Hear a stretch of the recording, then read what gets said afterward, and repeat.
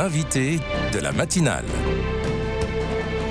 KTO Radio. Il n'y a pas un jour par mois où le constat du dérèglement climatique et toutes ses conséquences, souvent sociales, ne fassent la une de l'actualité.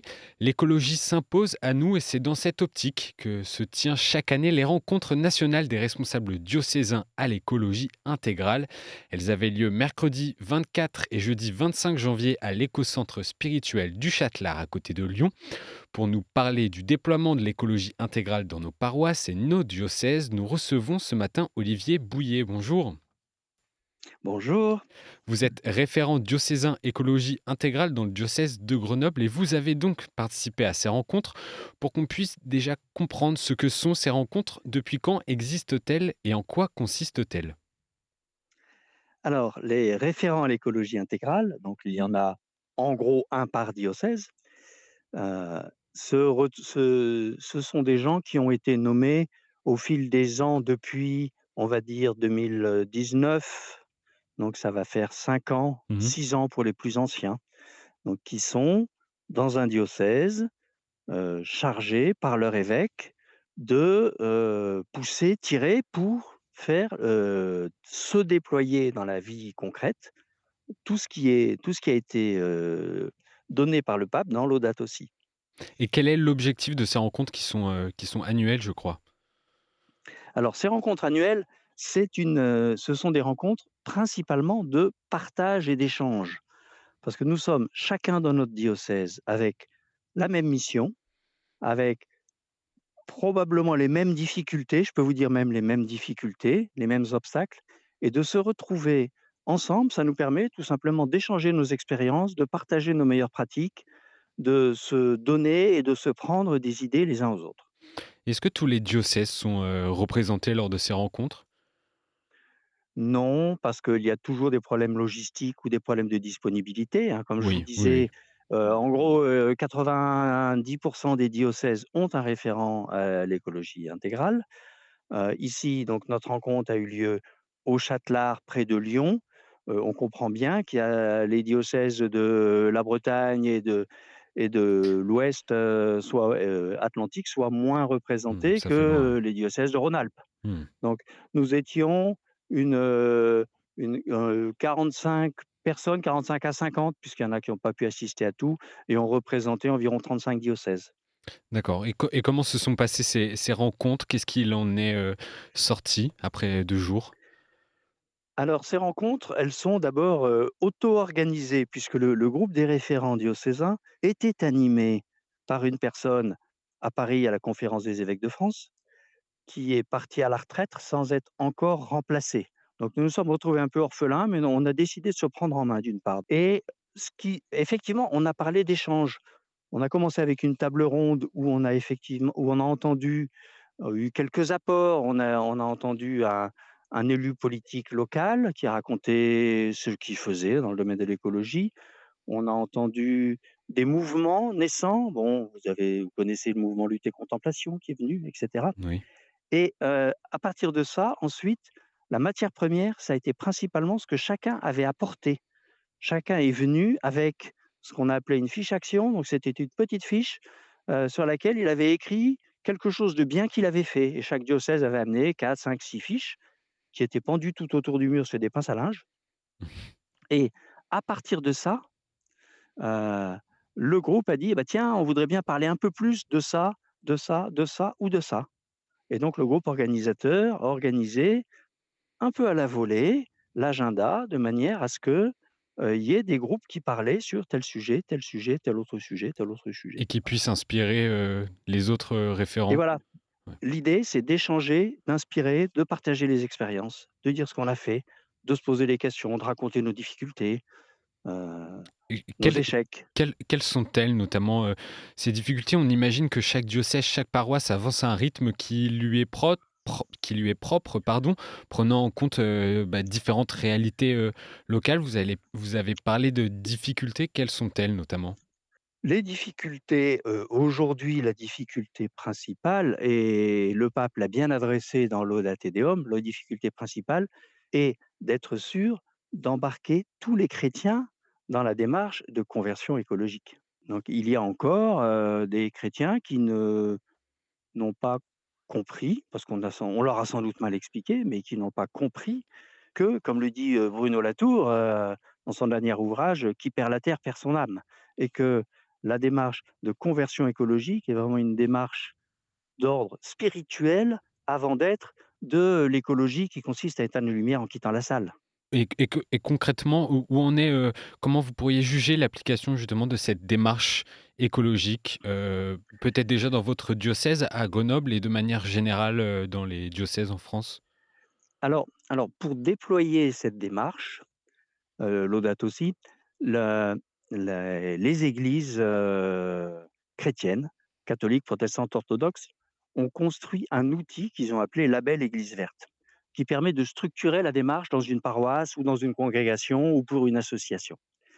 Et si je peux utiliser des chiffres pour pour parler comme un industriel qui a ses facteurs de performance, on compte un peu le nombre de communautés dans un diocèse qui ont embrassé cet outil et qui le déploient et qui l'utilisent dans leur vie de paroisse. Mmh. Alors, on a, en Isère, pour parler du diocèse, dont je suis référent, en Isère, nous avons 20 communautés, que ce soit des paroisses ou des monastères, ou une association d'ailleurs. Il y a 20 communautés qui sont embarquées dans une, démarche Église verte. En France, elles sont, un peu plus de 850 en ce moment. Ça représente au niveau de la proportion, ça représente combien? Bah, 20 communautés, mettons qu'il y en ait une douzaine en paroisse, je vais parler de l'Isère, 12 paroisses sur, une cinquantaine de paroisses. Oui, ça fait un petit quart. Qui D'accord. est engagé dans la démarche label Église verte. Je ne dis pas que les autres ne font rien, Mmh. mais dès qu'ils sont généralement, quand une paroisse s'engage un peu fortement, elle rejoint ce label Église verte qui est vraiment un superbe outil pour structurer l'action. Et avez-vous des exemples d'actions dans le cadre de ce label qui sont mises en place, dans les paroisses, des actions concrètes? Alors il y a, bah, des actions un peu sur tous les registres. Il y a des actions sur le thème de la journée de la création, sur le thème du cultuel déjà, hein. Il y a le mois de la création en septembre dans lequel certaines paroisses organisent des journées ou des soirées de prière œcuménique, des messes du mois de la création dans lesquelles on contemple et on prie et on loue beaucoup plus pour la création. Donc il y a tout l'aspect cultuel avec les journées de la création, avec éventuellement des catéchèses adaptées pour vraiment tenter de recréer ou de réparer la relation entre l'homme et la création, qui est une relation qui est bien abîmée, et la conséquence en est bien sûr, ce dont vous avez parlé en introduction, qui sont les problèmes, climatiques et les problèmes de biodiversité. Donc sur l'aspect cultuel, il se passe des choses. Ensuite, dans les bâtiments, bien sûr, mais là, il y avait pas besoin de l'audat aussi. Dans les bâtiments de l'église, il y a beaucoup d'actions qui sont faites sur la maîtrise de l'énergie, Mmh. sur les gestions, sur les Le remplacements chauffage des en LED, hiver, sur ouais, ouais. et cetera, sur le chauffage en hiver et surtout sur les comportements des gens, hein. On arrive, on ferme le chauffage en partant. Ça date pas d'hier ça, mais je crois que ça prend de plus en plus, oui, ça prend de plus en plus parce qu'on essaye d'y mettre non pas qu'une raison économique, mais aussi une raison spirituelle. Mmh. Spirituelle, parce qu'on sait que si on surchauffe et ben, c'est bêtement du gaz à effet de serre et c'est bêtement aller détruire la qualité de vie de, hélas, tous les plus pauvres, qui avant étaient à l'autre bout du monde, mais maintenant on commence à voir que les dégâts sont, même chez nous, hein. Et vous vous Donc ça, rendez c'est l'aspect bâtiment. Et Oui, vous vous oui. rendez compte que les fidèles, que vous pouvez rencontrer au quotidien ont de plus en plus, justement cette conscience d'écologie intégrale ou ça reste encore quand même difficile? Bah, vous savez, dans toute innovation, dans tout changement, vous avez, hein, toute une courbe de d'apprentissage. Non, je ne veux pas dire une courbe d'apprentissage, toute une courbe d'acceptation du changement. Hein, vous avez les early adopters, comme disent les Anglais, donc les adaptateurs précoces, puis, la majorité pionnière, puis la majorité suiveuse, puis les réfractaires, hein, et ça fait une courbe de Gauss. En gros, il y a 10 d'early adopters, 40 de majorité précoce, 40 de majorité tardive et 10 de gens qui freineront de toute façon. Donc ce mouvement, eh ben, on voit qu'il bouge, on le voit vraiment d'année en année. Je crois que cette adoption, ben, on l'a dit, il y a 20 de la population 20 des paroisses qui ont démarré. Chaque paroisse entraîne sa population. Donc on est loin du bout. Mmh. Me faites pas dire que tout le monde est parti. On est loin du bout, mais le mouvement est parti et je crois qu'il a passé une certaine phase critique, un seuil critique dans lequel il aurait pu, s'arrêter et capoter. Vous avez parlé de l'exhortation, Oui, Laudate Deum, publiée en octobre dernier dans la continuité de l'encyclique Laudato Si, du pape, François. Je cite un passage de Laudate Deum, notamment le point numéro 16 et numéro 17. «Nous ne pouvons plus arrêter les énormes dégâts que nous avons causés. Nous avons juste le temps d'éviter des dégâts encore plus dramatiques. Nous serons toujours en retard car aucune intervention ne pourra arrêter le processus déjà commencé». Fin de citation. Le constat que le Saint-Père dresse est grave.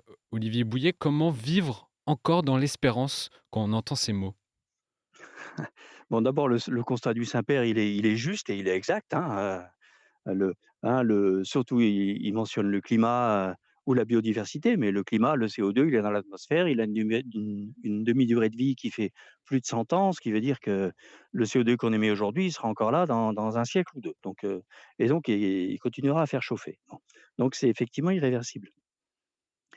Maintenant, je crois qu'il faut revenir à la cause et la cause, c'est vraiment le l'égocentrisme Mmh. individuel et le système de valeurs basé sur l'argent, donc la recherche du profit et de l'enrichissement personnel. Et c'est finalement ça la cause source de tous nos maux, où finalement on exploite, l'homme il exploite pour son propre profit, soit les ressources de la terre, soit les ressources des autres pays, et les travailleurs pauvres, etc.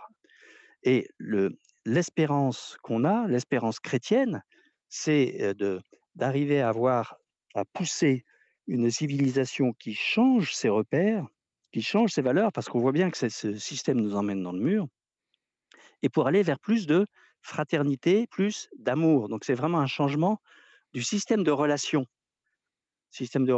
que le pape décrit très bien, le Saint-Père décrit très bien dans Laudato Si avec son tétraèdre, en disant l'homme, il a ses relations à Dieu, à la terre, aux autres et à soi-même. Et c'est ce système de relations où il faut plus que l'homme soit centré, mais qu'il soit vraiment un des points d'un tétraèdre. Désolé d'utiliser un mot barbare mathématique là, mais un espèce d'une pyramide, on va dire une pyramide à trois côtés, où finalement toutes les relations interagissent l'une avec l'autre. Et l'homme n'est qu'un des sommets de ce tétraèdre. Mmh. Donc, si on arrive à changer cet état d'esprit des relations, on pourra avoir des relations et sociales et vis-à-vis de l'environnement beaucoup plus apaisées. Et je pense que le bonheur, il sera dans les relations plus que dans la richesse qui n'arrête pas de monter. On peut espérer obtenir une société qui est finalement plus heureuse et plus équilibrée et plus durable. Merci Olivier Bouillet. Je rappelle que vous êtes référent diocésain écologie intégrale dans le diocèse de Grenoble et membre des rencontres nationales des responsables diocésains à l'écologie intégrale. Merci à vous d'avoir été avec nous ce matin. Bonne journée. Merci à vous, bonne journée.